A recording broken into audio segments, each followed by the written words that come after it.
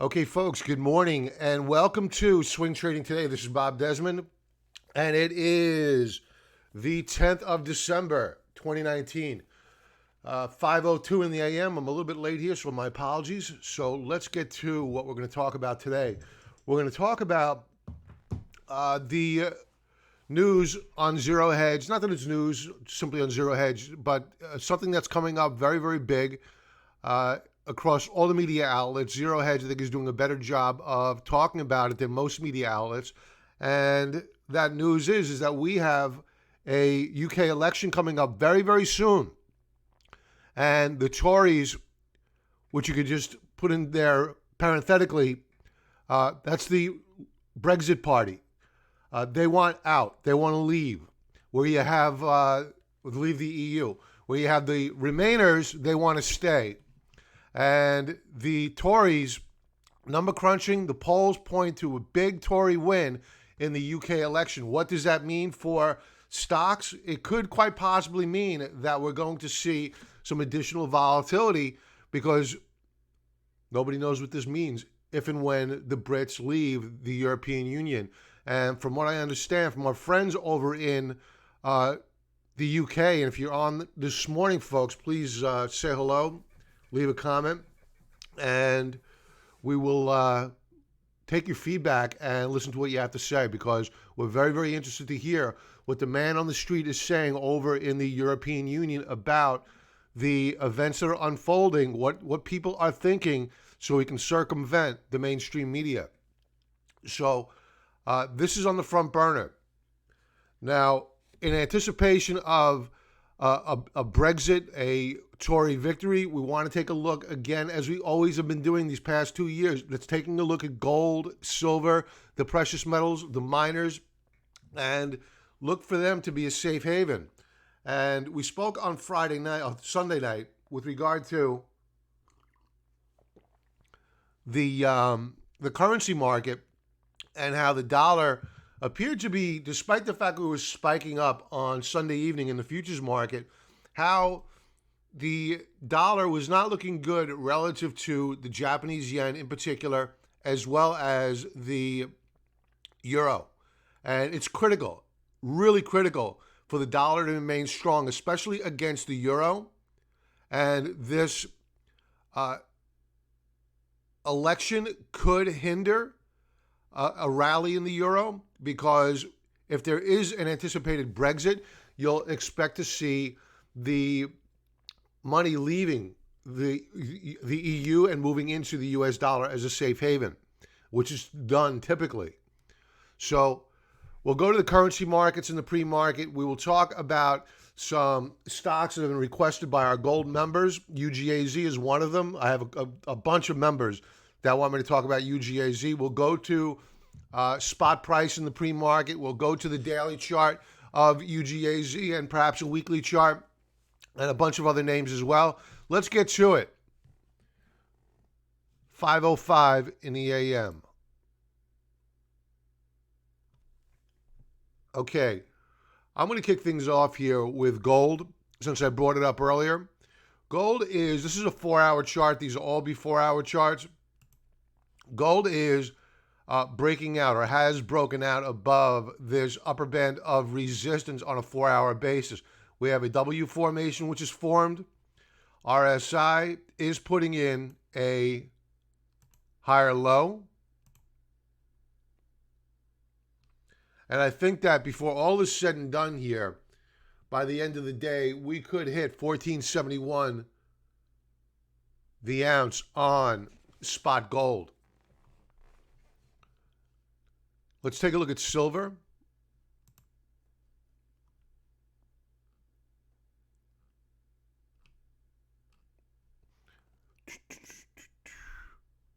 Now, silver really gapped down and got hurt last week on the heels of the jobs data. And silver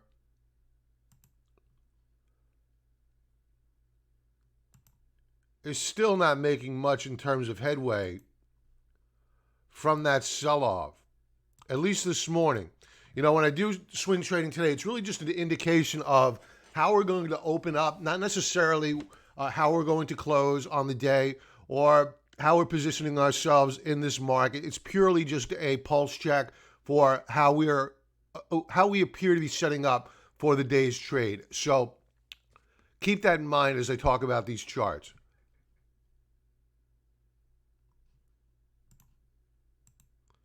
So what I want to do here is look for a breakout on silver. We've been building a position in silver. I plan on buying spot silver. I was going to last week, not spot silver, physical silver, which is spot silver. And I held off, and thank goodness I did.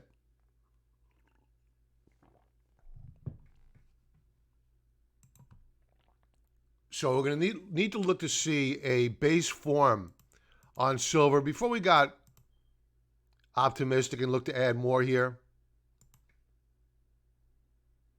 A lot of backing and filling, a lot of technical damage has been done on a very short-term basis. So I would expect to see a bit more consolidation here. Remember, we have the Fed out tomorrow. Jay Powell with his long-winded press conference, which is always a nightmare. It's like pulling teeth. I wish he would stop. He's probably not going to. Let's take a look at the U.S. dollar. It's critical for the dollar to begin to give up ground for gold and silver to make any headway. And the dollar continues to weaken here.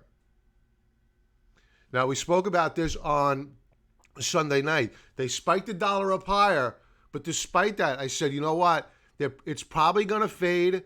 The weekly charts, the daily charts of dollar versus euro and yen do not look favorable. Sure enough, yesterday we saw a bearish key reversal on the day. We saw a bit of a sell-off overnight here. And what we'll be looking for is a break to new lows. And we're just shy of it. As a matter of fact, we've already done it.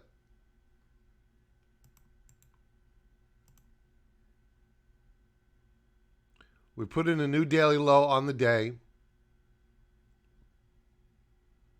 So the dollar under some pressure here. Let's take a look at some individual currencies. The British pound, excuse me, the British pound. The pound remains on a tear. And it appears as though it's going to go higher. Not that this is a big component of the Dixie basket of currencies versus the U.S. dollar. But it's interesting in light of the events that are unfolding over in the EU to see the British pound so strong. Taking a look at the Aussie dollar. Now, when you take a look at the Aussie dollar, the Canadian dollar, these are commodity currencies, right? You know that commodities are probably going to do well, whether it be copper, whether it be gold, silver, whatever. They're going to do well if the price of gold, silver, their underlying commodity does well. And you can see that the Aussie dollar is or has broken out. We're pulling back, doing a retest of support. We'll see whether or not this support level holds. Canadian dollar, same deal here. Hey, Sam, good morning to you.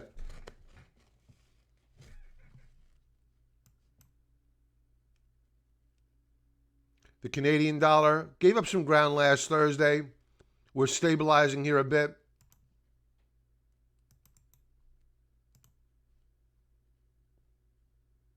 But these aren't the two major or three major currencies that we want to pay attention to. What I really want to pay attention to is the euro, especially the euro, which despite being weaker than versus the British pound, is stronger than versus the U.S. dollar. So that's a tell. Watch for a breakout here, potential breakout on the euro.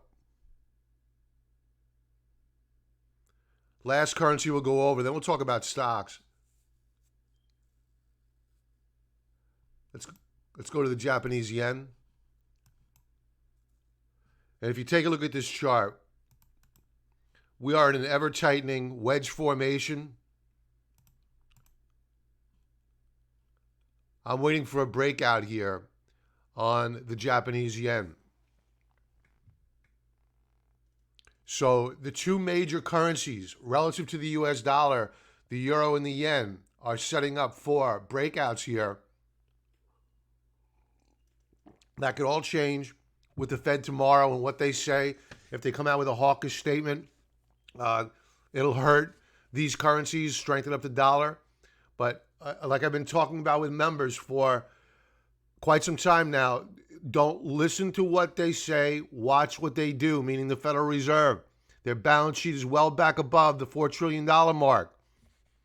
And when you're adding $20 billion, $60 billion a month in liquidity to their balance sheet, there's something very, very wrong with this global system, and you can't ignore it. So watch what they say. Watch what they do. Don't listen to what they say.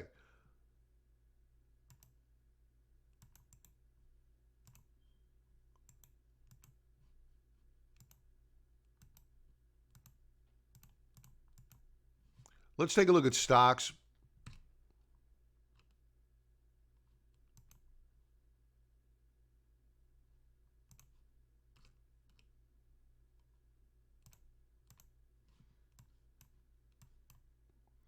The S&P is down about a quarter percentage point this morning.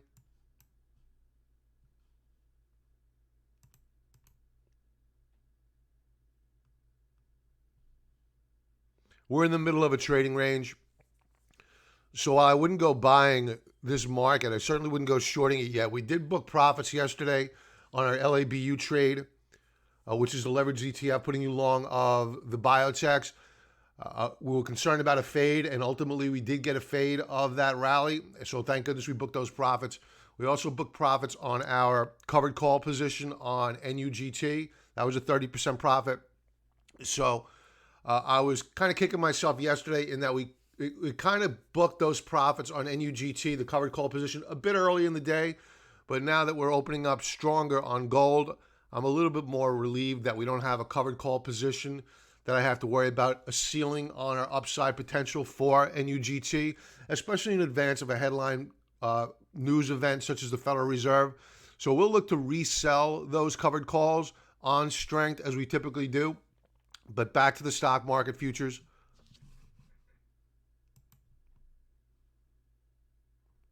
Let's take a look at the Russell 2000, wrong chart. The Russell 2000 is flirting with support here that must hold. You can see that we failed to hold it back here. Now, if we fail to hold it yet again and we break down below these lower bands of support, this market is under a tremendous amount of stress in the short term. Hey, Mila, right? That's how I pronounce it. You told me phonetically the last time. Good morning. Hi, Bob. Been learning a bunch about your analysis. Thank you. You're very welcome. Thanks for joining in, especially this hour of the day. Any specific book you recommend for learning about covered calls and options for beginners? Yeah.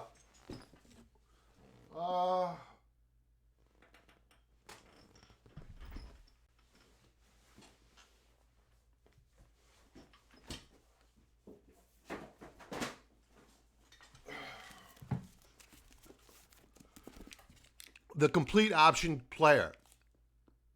This is a third edition one I got. It's probably in its 12th edition now. But The Complete Option Player, very, very good book. I strongly recommend it. There are other books out there for cash flow strategies, but that is good for the basics.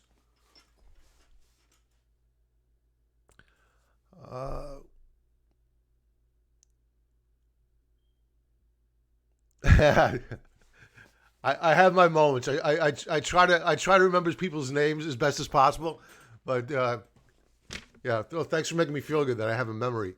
I get worried as I get older. But that's the book that you'd want to take a look at. It'll certainly help you out quite a bit. Let's continue on here. The next chart up. Let's take a quick look at the NASDAQ. The NASDAQ's been taking on a life of its own of late because it's not holding support levels. I mean, let's go back to the Russell really quick. Let's see what time I have here. Okay, we have a few minutes. The Russell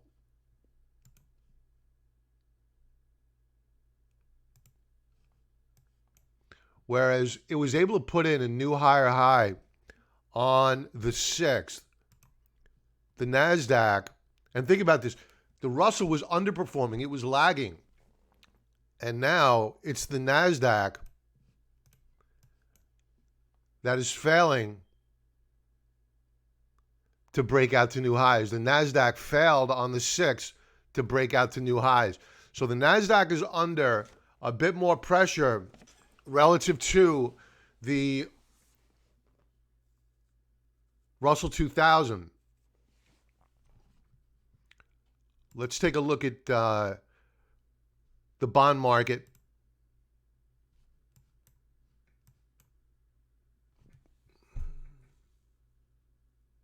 The bond market's so weak. It's up right now. You might be saying, what are you talking about? It's up, Bob. It's weak. It's weak. You know, you see this type of price action. It's like a dead cat bounce. It's like a bear flag formation.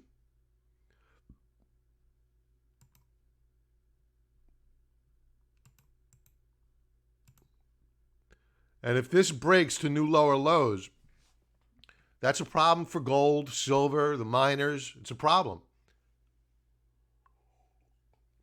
And when you really need to start worrying about how we're perceived by the global community is when you see bond prices and the dollar drop at the same time. Major, major problem. That's a crisis of confidence. Let's go back to the dollar really quick.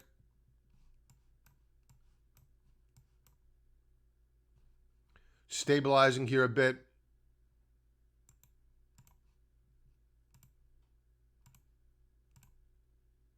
Okay. All right, so let's move on to some stock chart requests that we have in here from our gold members.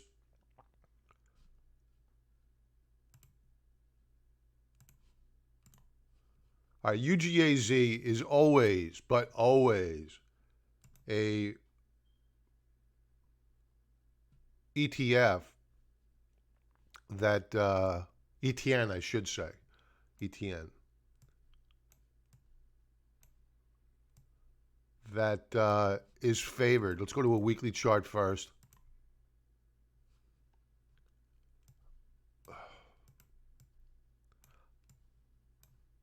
I'm not sure why this does this. My only peeve with TrendSpider. And it only happens on the leveraged ETFs, and I believe it has to do with the volatility. Here, let's bring it up here.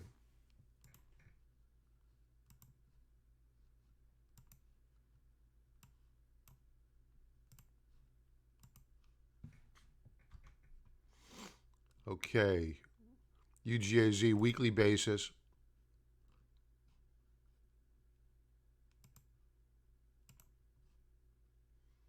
All right, so at current UGAZ, we are trading off the lows of the week. We may have an indecision bar, but it's only one trading day in, so we don't want to make a determination as of yet. I would wait to see how we close out the week. But this is still a bearish downtrend, very, very bearish. Now, we may pop next week if we close where we closed yesterday on Monday or higher, because this is an indecision bar. You saw very similar price action back here at the lows of a trading range. You saw it back here at the low of a trading range. So we may pop up higher. Am I predicting a run to new all-time highs for natural gas? No. I think that the trend is clear and defined,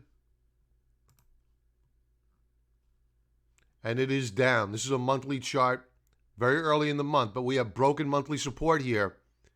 So I would not be a buyer of UGAZ unless you're going to do a short-term swing trade. That would be it. And I would be in and I would be out. Take advantage of a dead cat bounce, short covering rally, whatever, and just get out. And you can't sell covered calls against UGAZ because they don't sell calls or have options. But you can with names like Gassel,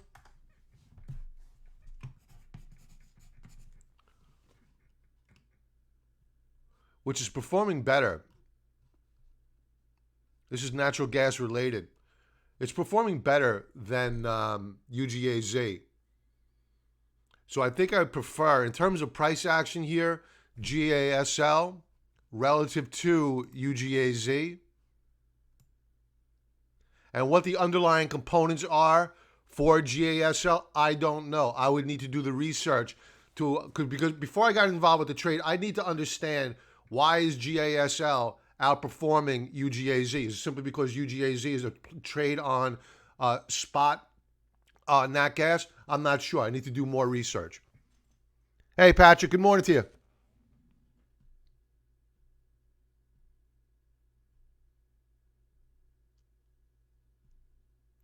Let's see. Let's go to, this is a direction fund. I want to bring up the weekly chart of Gassel.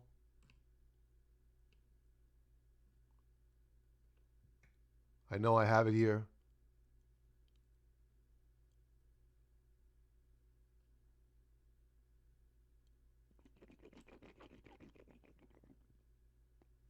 All right. Silence is not golden when you're live. Let's just bring up the chart.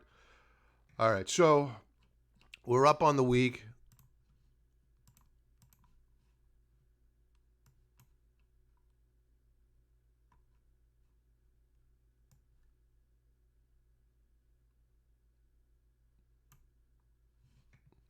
We've actually broken out above an upper band of resistance.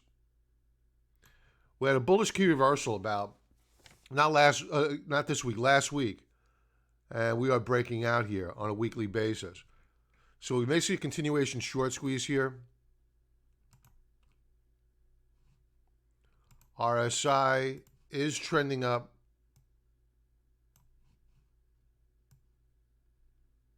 And in fact, we've broken out on RSI.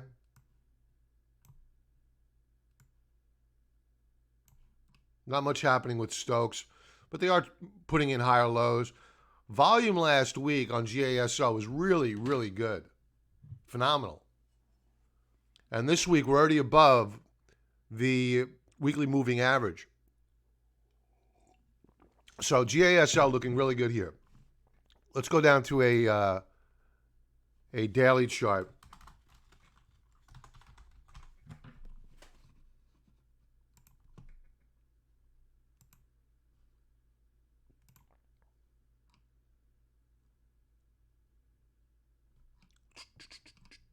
Good volume on Friday and on Monday.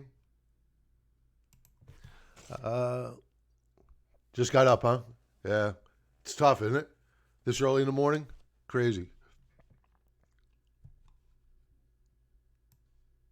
Patrick and I are on the East Coast. Our friends over in Europe, they don't have this problem that we have, Patrick. It's what about Sam? Is it what about 11 o'clock over in Italy?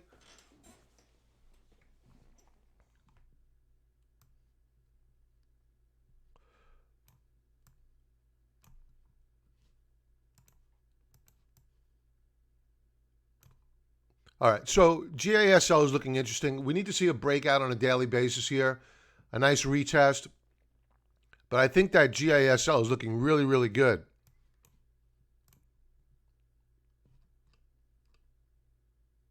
And this is one that you can trade options on. 11:26, okay. Mila, where are you again? It's 2:30 there, Pacific Standard Time. Indonesia?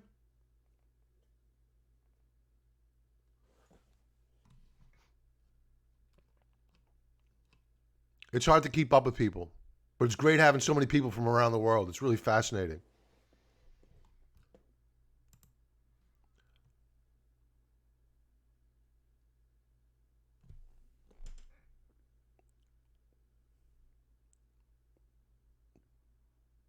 Portland won?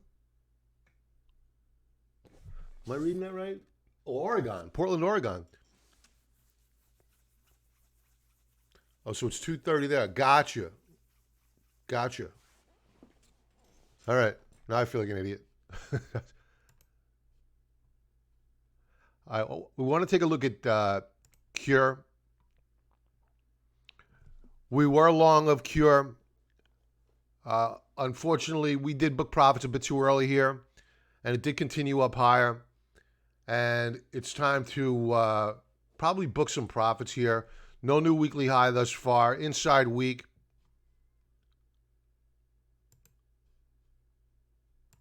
Daily chart. Yeah. On Friday, we shot up higher along with the rest of the market, and we flashed a topping tail. In and of itself, not necessarily a sell signal, but it certainly tells you tighten up your stops.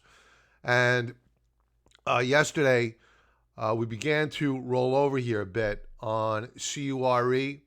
I mentioned earlier that we did book profits on our LABU trade, which is a biotech trade. So this market's beginning to see some selling price. Look at this breakdown here on Stoke RSI.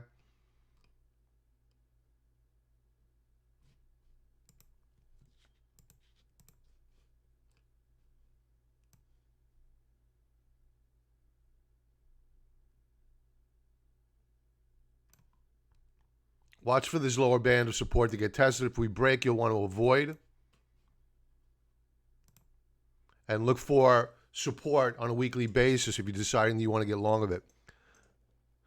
Bob, Sam. Bob, it's that your pronunciation is one of the best, so I guess everyone can understand well. Your speech lucky for you. Thank you, Sam. Appreciate that. I need a pat on the back this early in the morning to get me going, believe me.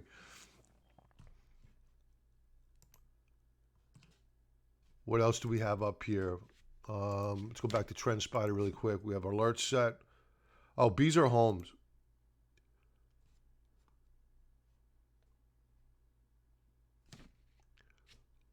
On a weekly basis, we have a new weekly high this week. We've been watching this one. But you really need to see yields begin to pull back.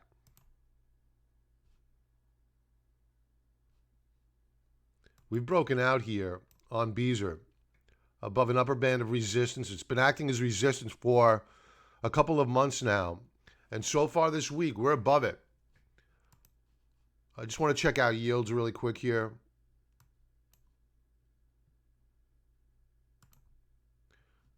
This is a 10-year on a weekly basis. And this is the breakout I was worried about. Right? So I spoke about this in great detail with members. And we had a bullish key reversal bar on the 10-year yield last week. This week, while we're off the highs of the week, we have broken out above the upper band of resistance. So the 10-year yield is beginning to break out. That means that the 10-year Treasury bond is beginning to break down. So the Federal Reserve has a lot on its plate for tomorrow, because if they come out with a dovish statement, you could quite possibly see a surge in yields,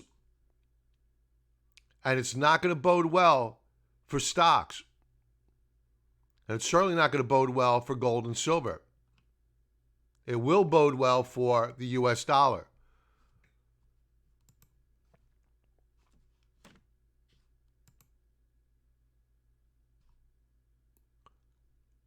Let's take a look at Callaway Golf. We'll leave off with this one. We spoke about Callaway over the weekend. I haven't even thought about Callaway Golf in so many years. And I'm glad that it was brought to my attention because the chart is setting up. We recaptured support on a quarterly basis. You could see that for years. This, let's call it $18 per share level, we'll round it up. $18 per share acted as resistance. It is now acting as support.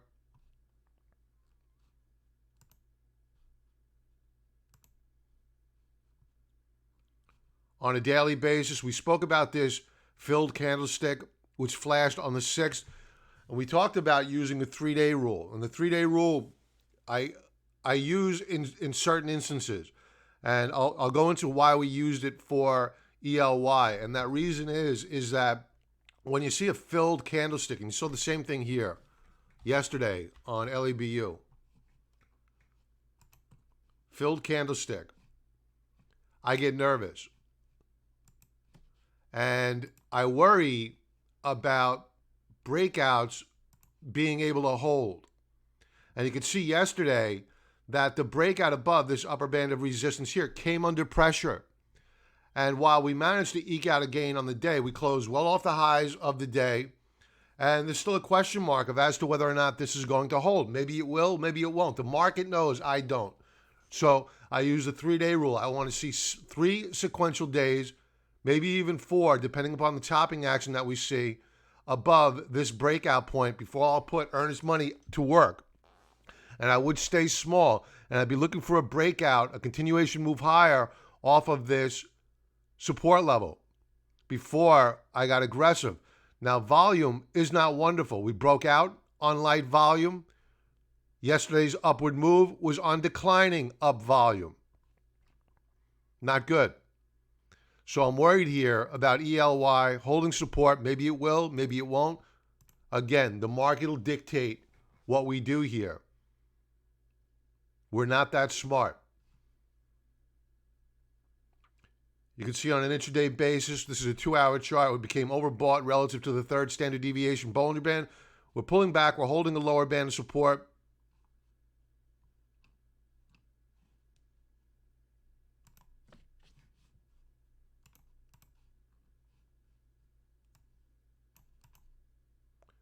Watch these rising bands of support.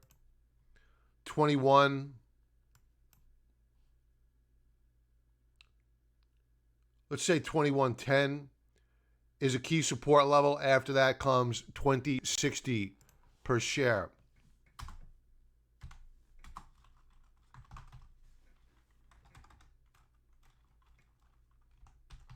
And with that, folks, I'm going to say thanks for joining in. Everybody have a profitable trading day. If you haven't hit that like button, if I could ask you to do that for me, I'd really appreciate it. Subscribe to the channel. And members, I will talk to you this evening on Market Wrap. Have a great day. Be well.